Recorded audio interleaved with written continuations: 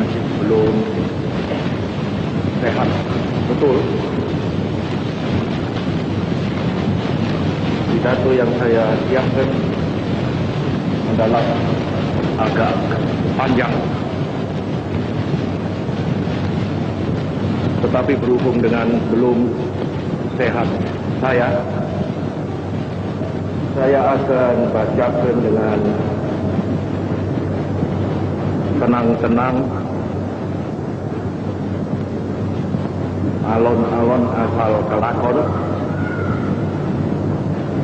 Saya minta saudara-saudara sekalian dengarkan dengan seksama. Saudara-saudara sekalian, sebagaimana biasa, maka pada tiap-tiap hari 17 Agustus saya berdiri di hadapan saudara-saudara sekalian. Ini kali di Stadion Utama Gelora Bung Karno. Sedang dahulu selalu di muka Istana Merdeka. Tetapi sekarang ini, seperti sekarang ini, pada hari ini, di Stadion Utama ini, saya berbicara langsung kepada rakyat seluruh Indonesia.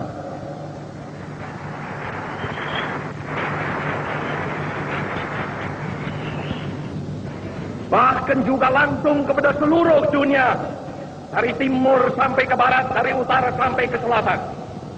Saya sekarang tidak terutama sekali berbicara sebagai presiden mandataris, tidak sebagai presiden perdana menteri, tidak sebagai presiden panglima tertinggi. Saya berbicara di sini sebagai penyambung lidah rakyat Indonesia. Tahu ini bahasanya, walaupun toh sudah kembali kepada Undang-Undang Dasar 45 dengan dekret daripada Presiden, pelaksanaannya sampai kepada tahun 65 tidak sesuai dengan apa yang tercantum dalam Undang-Undang Dasar 45, khususnya dalam rangka melaksanakan mungkin juga merupakan konsep perjuangan daripada Bung Karno itu. Bagaimana dalam membawa daripada kelangsungan perjuangan bangsa Indonesia untuk mencapai daripada cita-citanya itu. Dilihat daripada segi ideologi memang kita bisa mengerti kenapa tidak segera diterapkan sebagaimana yang tercantum di dalam Undang-Undang Dasar 45, baik mengenai lembaga-lembaga tinggi negaranya maupun juga kekuasaan daripada presiden, mandataris dan lain sebagainya itu. Karena apa? Sebenarnya Bung Karno juga itu selalu mengatakan kepada kita, dilihat daripada segi ideologi, landasan perjuangan ideologi Bung Karno sebetulnya Marxis gitu. Marxisme itu adalah landasan, tapi yang diterapkan di Indonesia. Itu Marxisme yang diterapkan di Indonesia. Selain daripada Marxisme yang diterapkan di Eropa Timur, di Moskow, di Rusia dan sebagainya. Perbedaannya apa? Kalau Marxisme, Leninisme sampai pada komunisme diterapkan di sana adalah merupakan perjuangan kelas. Jadi daripada rakyat pada dasarnya merupakan kelompok yang tidak turut memiliki alat produksi, apa itu pabrik, apakah itu tanah dan sebagainya, tidak turut memiliki. Itu. Baharudin Yusuf Habibie, seorang jenius, insinyur pesawat terbang, wakil presiden, presiden ketiga Republik ini yang menjabat hanya 517 hari. Bukan untuk mengorek luka lama Pak Habibie, tapi untuk belajar dari perjalanan bangsa. Saya ingin kita menyaksikan cuplikan potongan sejarah berikut ini. Tidak pernah mendapat Saudara pimpinan sidang yang positif. Saudara pimpinan sidang, interupsi sebentar. Saya mendapat informasi dari luar, itu masih terjadi penembakan. Dan saya minta apakah betul status mahasiswa ini representasi apa yang mahasiswa yang dari luar. Ini perlu jelas. Maka pada tanggal 11 Oktober 1999, Jaksa Agung telah mengeluarkan surat perintah penghentian penyidikan SP3 terhadap kasus yang berkaitan dengan ketiga yayasan tersebut. Adapun terhadap keluarga dan kroni mantan Presiden Soeharto, apabila cukup alat bukti tidak pidana, maka proses peradilan harus dilaksanakan sesuai ketentuan perundang-undangan yang berlaku.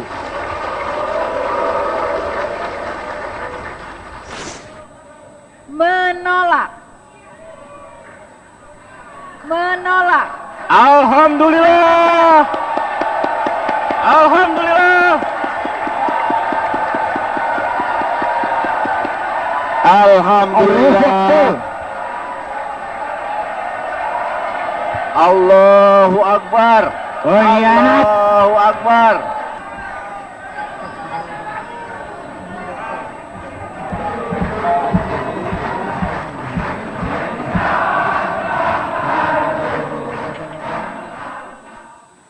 Sekali lagi Pak Habibie, bukan untuk mengorek luka, tapi untuk belajar dari perjalanan bangsa. Pada saat itu Pak Habibie berada di rumah dan menyaksikan dari televisi, betul Pak? Benar. Benar. Apa momen yang paling kuat yang diingat Pak Habibie, menyaksikan laporan pertanggungjawaban ditolak dari televisi? Ya, saya harus menerima bahwa itu suatu kenyataan. Tetap sampai saat ini tidak menerima dan menganggap itu tidak sah. Oh, enggak benar. Nggak sah emang. Itu proyek politik dari MPR, karena itu Amin Rais tidak merasa perlu memberitahu saya. Iya, dulu Anda atau sampai sekarang bahkan Anda tetap menganggap itu sebagai pelanggaran konstitusi. Pelanggaran apa sebenarnya? Pelanggaran konstitusi karena di situ ada insubordinasi. Insubordinasi itu siapa yang mimpin? Yang mimpin Kapolri Bimantoro dan Panglima TNI namanya Widodo AS, sekarang Menko. Udah itu apa adanya saya ngomong itu. Tapi begini Gus, setelah Anda merasa itu tidak sah, tapi toh kenyataannya Gus Dur digantikan oleh Megawati, kemudian sekarang kita punya presiden namanya SBY, semua berjalan normal saja. Lalu apa negatifnya bagi bangsa dengan pencopotan Anda tadi? Bukan soal bangsa, ini soal hukum. Saya dilengsarkan secara politis. Secara hukum belum pernah dibuktikan saya bersalah.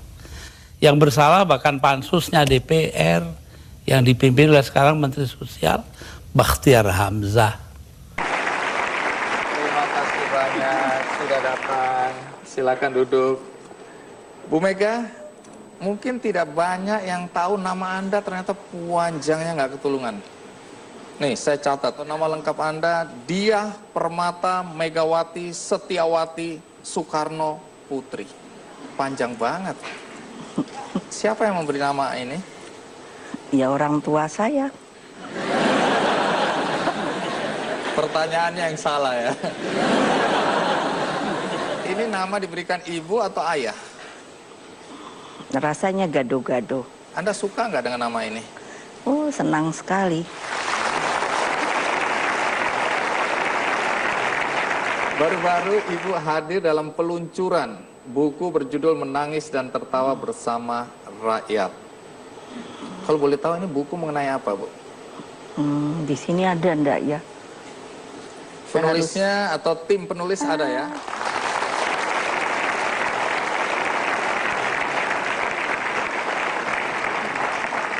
Nah, kalau sepintas saya lihat di dalam buku ini banyak juga bercerita tentang masa-masa di mana Anda menghadapi tantangan yang berat. Masa-masa ketika tanda kutip Anda dizolimi oleh Orde Baru. Dan bagaimana Anda bisa bertahan. Baik sebagai ketua partai, sebagai anak Bung Karno, sebagai perempuan.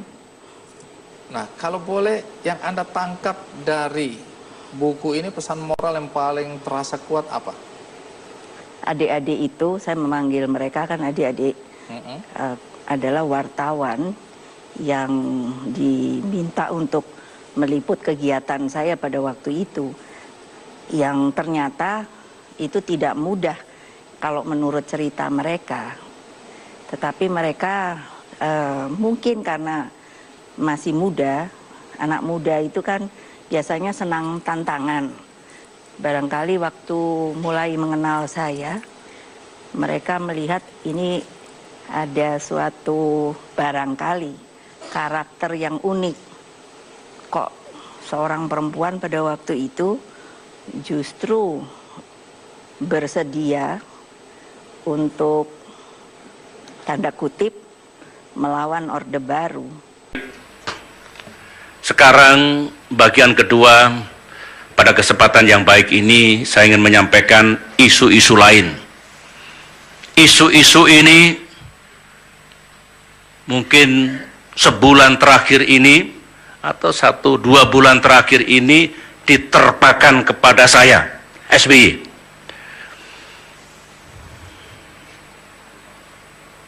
Pertama, tentang TPF Munir.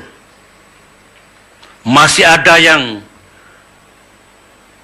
mengejar, mencari-cari, dan terus menimpakan kesalahan kepada SBY pribadi.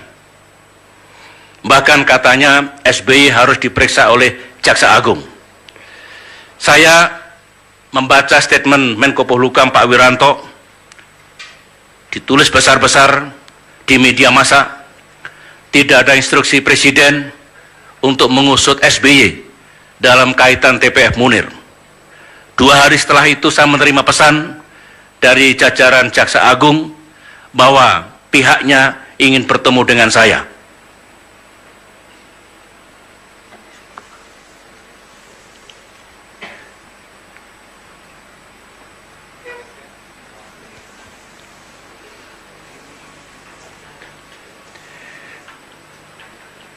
Begini mudahnya, ini nggak salah negara kalau saya justru dijadikan tersangka pembunuhan Munir. Nggak kebalik dunia ini jika SBY dianggap terlibat dalam konspirasi politik pembunuhan Munir. Come on, ayo gunakan akal sehat.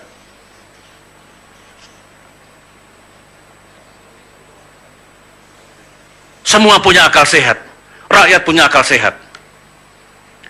Penegakan hukum menyangkut kasus meninggalnya almarhum Munir, aktivis HAM Indonesia, di era pemerintahan yang saya pimpin, utamanya yang dilaksanakan oleh para penegak hukum, sudah saya jelaskan terang benderang.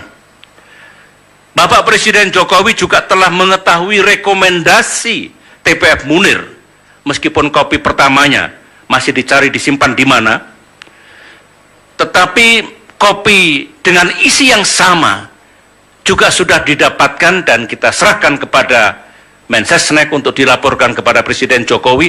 Apa rekomendasinya? Tadi misalnya di penanaman pohon yang dilakukan oleh koperasi, oleh Koprabu. Saya lihat ini sebuah format yang baik yang akan saya ikuti terus, karena apa? Di situ ada sisi lingkungan, ditanam pohon tanam, tetapi sisi kemasyarakatnya ada, sisi ekonomi yang bisa dimanfaatkan masyarakat ada. Setiap bulan masyarakat dapat income dan pemeliharaan, nantinya apabila pas dipanen, dipetik juga mendapatkan lagi. Saya kira proses-proses ekonomi Pancasila seperti itu yang terus ingin kita kembangkan. Artinya apa? Masyarakat diajak dalam sebuah skala yang besar agar dari sisi skala ekonomi itu masuk, ya seperti tadi. Jangan sampai ekonomi Pancasila ini dalam rangka pemerataan pertumbuhannya tinggi, tapi pemerataannya nggak ada untuk apa. Ini yang mau kita kejar itu.